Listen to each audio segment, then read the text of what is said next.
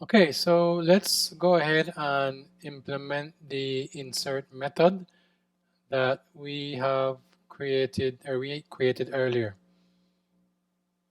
Okay, so we have insert. Currently we're returning nil, but we actually want to be able to insert our data. Okay, so the first thing we're going to do is to create our query. Okay. So that's easy enough. We have experience with this. And so we will use the insert command. So we're going to insert into schools. Okay. And the fields that we will insert into are name, level, contact, phone,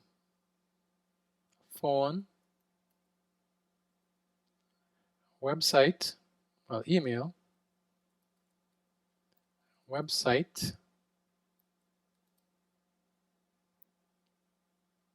address, and mode.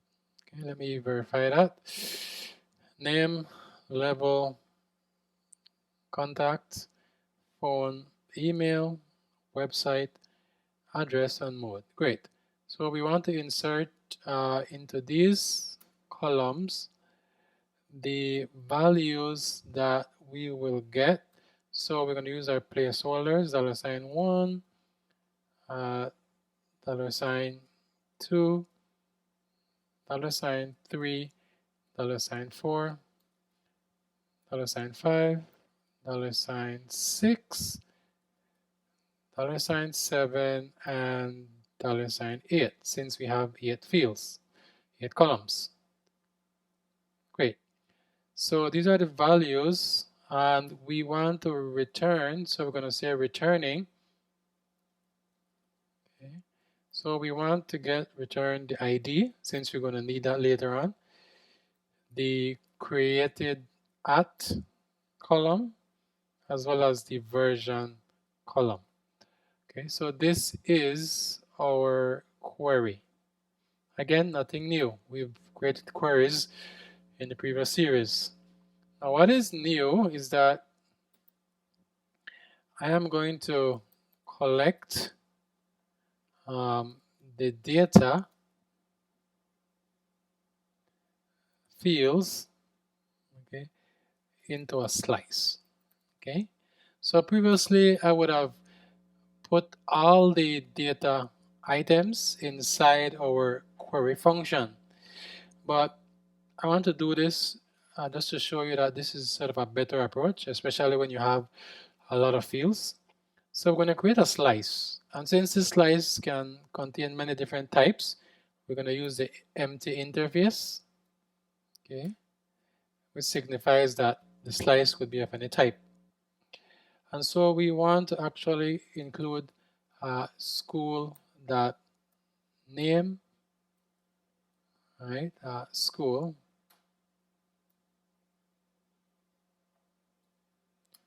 School.level, school.contact. Okay, let me keep going.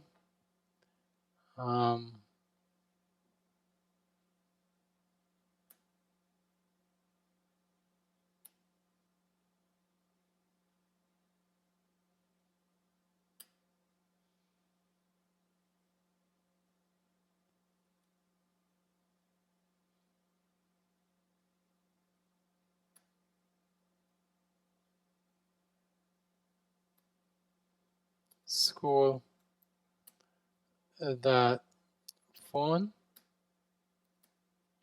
school.email, school.website, school.address, and school.mode. Okay. Okay, so we have our arguments, and so the reason why I did this was so that when we actually run the query, so let's just return the query. So we're going to return m.db that query row. Oops, query row. And we need to specify the query. And now the arguments, I will simply just use args, and Go will expand those into all the individual items.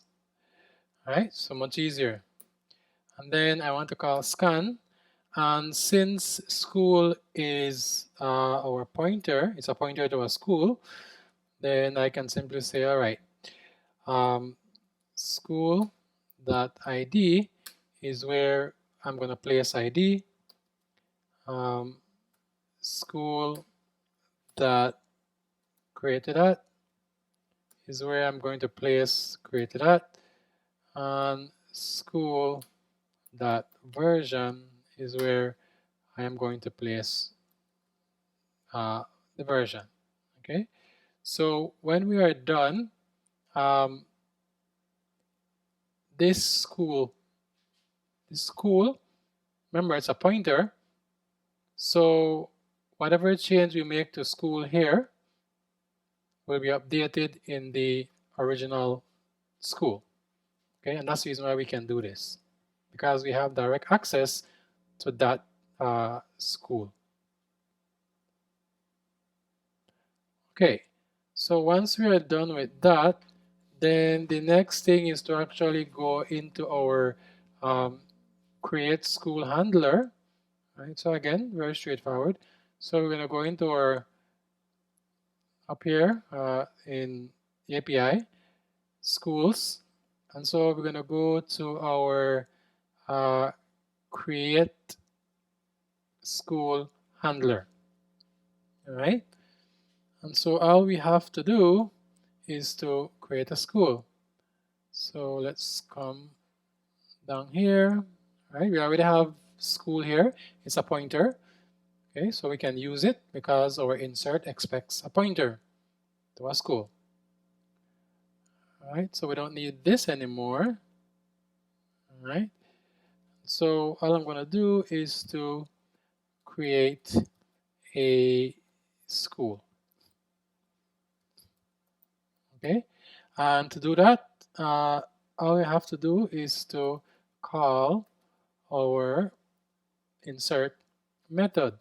And how do we get our insert method? Well, we know we have to use app, and then we're gonna it's in the models. It's a models type, so models. All right, and then there might be different models in our models type. We in particular are looking for the one that says schools. Okay, and then we also want to call the insert method from there. Okay, and so what I need to pass in, of course, is the school. All right, and so what I like about, and that's another reason why I went ahead and I created that extra abstraction, because this never changes now. All I can do is to say app, the general model, which specific model, and from that specific model, which method. All right, so you can clearly see what you are doing. Okay, let's check for any errors. So if error not nil, then we know we have some server error. So app.serve error response, we pass in W, we pass in R, and we will pass in the error. Okay. Now, if there are no errors, then what we need to do is to create a location header that will allow the client to see where the resource is actually located. So I'm going to create a location header, okay, for the newly created resource. In our case, it's school. Okay, And so how do we do that? Well, I'm going to have a variable of type named headers. And what I'm going to do, I'm going to make a headers map. Okay. And so this headers map will allow me to set key values. Okay. And so in particular, I am concerned about setting the location, a location header. And this location header, of course, has the name location, the key location. And its value is going to be where I can find the resource I just created.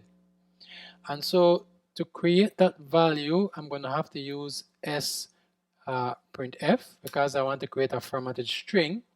And the string will simply be /v1 /schools and / the ID. And we know that the ID can be found in school.id, right? Because we returned it. Okay, so that's my header. Now, once I have my header set, it means I can go ahead and write the response. Okay, so let's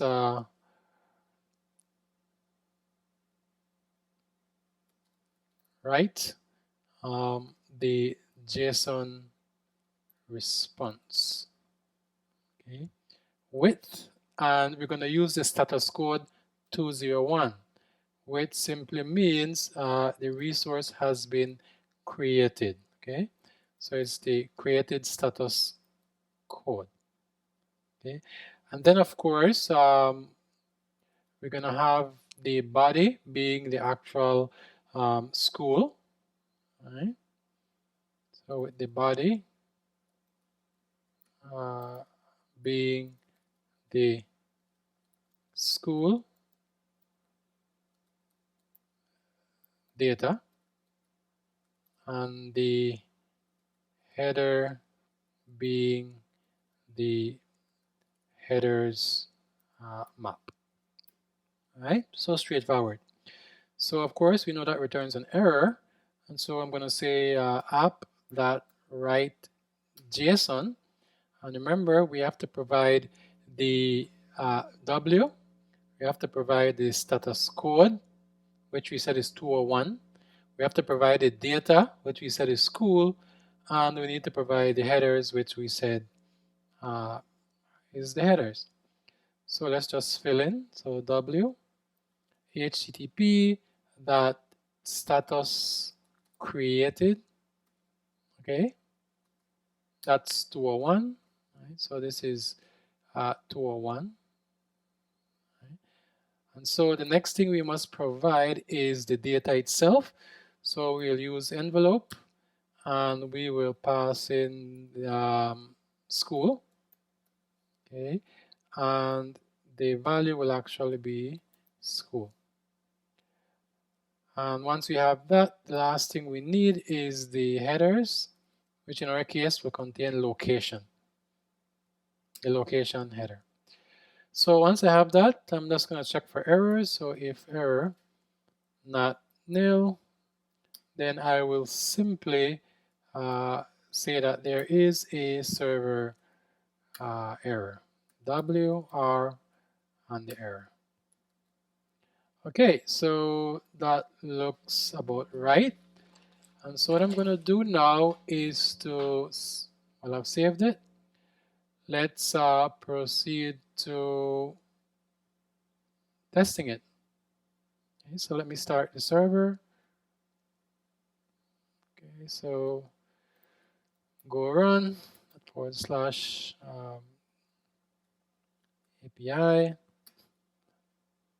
Okay, let me,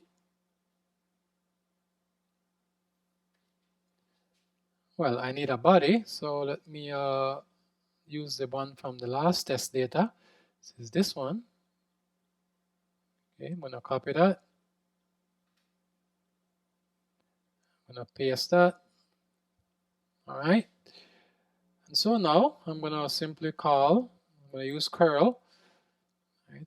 header information, the data will be the body I just created.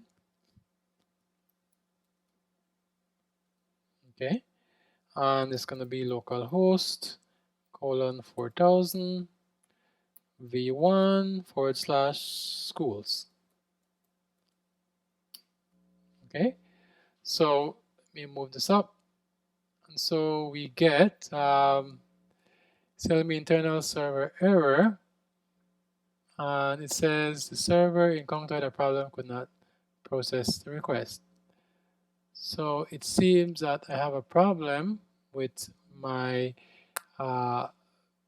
fields and the database. All right, now that's a good point because I want to introduce now a new topic, which is something that we have not used before. So let's stop the server. Okay, so it's telling me right here that it could not deal with the conversion of the 8th placeholder. Okay, so let's look at that.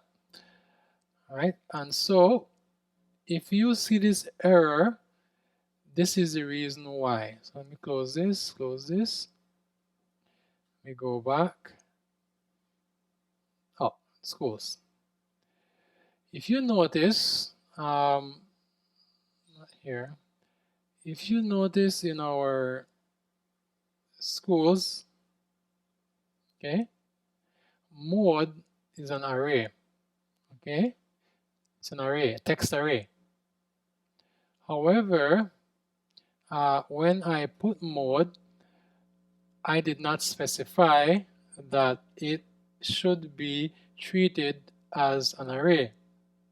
And so when Go tries to write this data to the database, there's a problem because I need to somehow convert this slice into the array type in Postgres. All right, so that's our problem. So you now see what the problem is. Let's fix it. And to fix it, we simply have to use the PQ, that array function. So PQ has a function called array. So the PQ driver has a function called array, and it will take your slice. Okay, we need to have PQ install imported. So we need PQ imported. So it will take your slice and then it will make sure that it can convert it into the PostgreSQL array. All right. So again, that was the problem. So once you have done that, so whenever you are dealing with slices and need to map them into PostgreSQL as arrays, this is what you need to do. Okay, great. So let's try again. And so I'm going to run my server. I'm going to open a new terminal. I will use the same body. And now I will use curl. Okay. Okay, so it's telling me that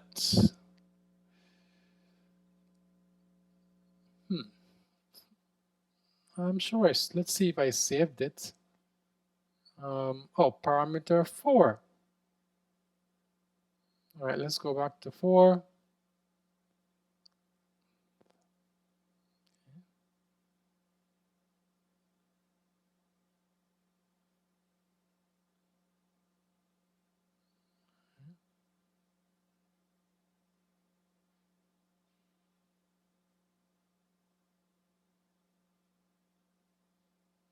Okay. And so I made a mistake. All right, so that's 4. So 1, 2, 3, 4, 5, 6, 7. Okay, so I will not edit out this mistake since it's a teachable error. All right, so let's quickly run this, and then let's get our, oops, get this running. Okay, and here we go. All right, so it says 201 created. Okay, that's our status code. This is the location where the resource is located. Notice it has ID 1, date, and then of course the content, which we use the envelope with. So we have school, ID, so on and so forth. All right, so it works. Again, the first error was because we did not use the array function to do the conversion.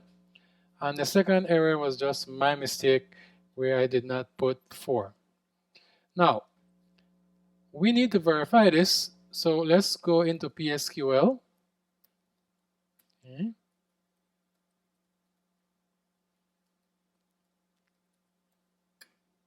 All right, and so now let's simply do a select. So select all from schools. All right, and so we have ID 1, create that, so on. Let's just remove, let's say select name, contact, email. Okay, so we have name, we have contact, and we have email. All right, so it works. We are successfully writing to our database table. And so before I finish, let me quickly commit this. Okay, so git add, git commit,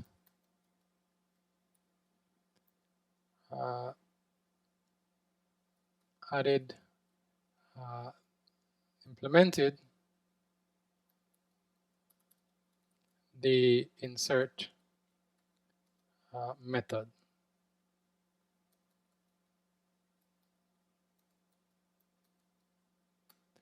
All right. Let me just quickly push this.